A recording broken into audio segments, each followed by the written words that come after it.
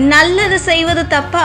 நான் அரசியலுக்கு வரமாட்டேன். 8வது ஆம்புலன்ஸ் கொடுத்து பதிலடி கொடுத்த கேபிஒய் பாலா. நியூஸ் 10 தமிழ் நேயர்களுக்கு வணக்கம்.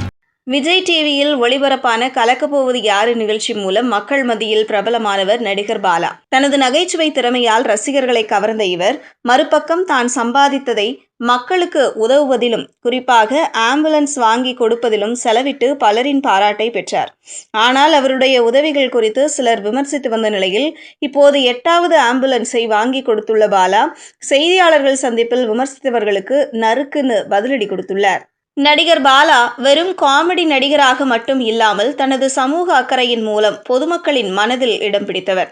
அவர் பல ஏழை எளியோர்களுக்கு நேரடியாக நிதி உதவியும் மருத்துவ உதவிகளும் செய்து வருவது அனைவரும் அறிந்த ஒன்று. இவருடைய உதவிகளில் மிகவும் முக்கியமானது அவசர தேவைக்காக ஆம்புலன்ஸ் வாகனங்களை வாங்கி அதை உரியவர்களுக்கு வழங்குவதுதான். இதுவரை அவர் 7 ஆம்புலன்ஸ் வாகனங்களை வழங்கியிருந்த நிலையில் இப்போது 8வது ஆம்புலன்ஸை வாங்கி கொடுத்துள்ளார். பாலா தொடர்ந்து உதவி செய்து வந்தாலும் சிலர் அவர் உதவி செய்வது குறித்து சமூக வலைதளங்களில் விமர்சனங்களை எழுப்பி வந்தனர். உதவி செய்வதன் பின்னணியில் வேறேதோ நோக்கம் இருப்பதாக சிலர் பேச ஆரம்பித்தனர்.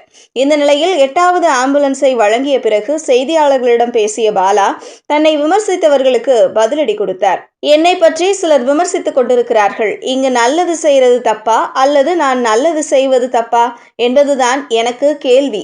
நான் எந்த விளக்கமும் கொடுக்க விரும்பல. கடவுள் பார்த்து கொண்டு இருக்கிறார். சிலர் என்னை பற்றி தவறாக பேசும்போதுதான் எனக்கு மக்கள் எவ்வளவு சப்போர்ட் கொடுக்கறாங்கன்னு தெரியுது. பாலாவின் உதவிகள் அவர் அரசியலுக்கு வரப்போவதற்கான அறிகுறி என்று சிலர் பேசிய நிலையில் அதற்கு அவர் திட்டவட்டமாக மறுப்பு தெரிவித்தார். நான் வேணா எழுதி தரேன், அரசியலுக்கு நான் வரப்போவது கிடையாது. ஆனால் தொடர்ந்து மக்களுக்கு என்னால் முடிந்ததை செய்து கொண்டிருக்கிறேன். தன்னை டார்கெட் செய்து பேசுபவர்கள் குறித்து அவர் வெளிப்படையாக பேசினார். ஒரு பழைய சம்பவத்தை இப்போது பேசுவதன் மூலம் அதன் பின்னணியில் யாரோ இருக்கிறார்கள் என்று அவர் சந்தேகிப்பதாக கூறினார். 2 வருஷத்துக்கு முன்னாடி நான் ஒரு ஆம்புலன்ஸை கொடுத்தேன். அந்த ஆம்புலன்ஸ் கொடுத்த 2 நாள் கழிச்சுதான் எனக்கு அதற்கு எப்சி முடிந்து விட்டது என்று தெரிந்தது. உடனே அந்த ஆம்புலன்ஸுக்கு பதிலாக இன்னொரு ஆம்புலன்ஸை வாங்கி கொடுத்து விட்டோம். அதை இவ்வளவு நாள் கழிச்சு இப்ப வந்து பேசுறாங்கன்னா அவங்களுக்கு பின்னாடி யாரோ இருக்கிறாங்கன்னு தானே அர்த்தம். அவங்க எதுக்காக என்ன டார்கெட் பண்ணி பேசுறாங்கன்னு எனக்கு தெரியல. நானும் இப்போ கண்டுகொள்ள கூடாதுன்னு விட்டுட்டேன். என்னுடைய வேலையில் நான் பிஸியாக இருக்கிறேன். என்னால் முடிந்ததை நான் எல்லோருக்கும் செஞ்சுக்கிட்டே இருக்கணும்னு நினைக்கிறேன் என்று கூறி தொடர்ந்து தனது மக்கள் பணியை தொடர்வேன் என்று நம்பிக்கையுடன் பேசிச் சென்றார் கேபிஒய் பாலா.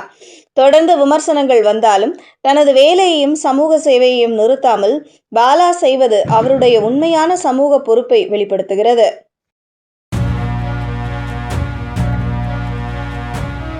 செய்திகளை உடனுக்குடனும் துல்லியமாகவும் தெரிந்து கொள்ள நியூஸ் 10 தமிழ் சேனலை பின்தொடருங்கள்.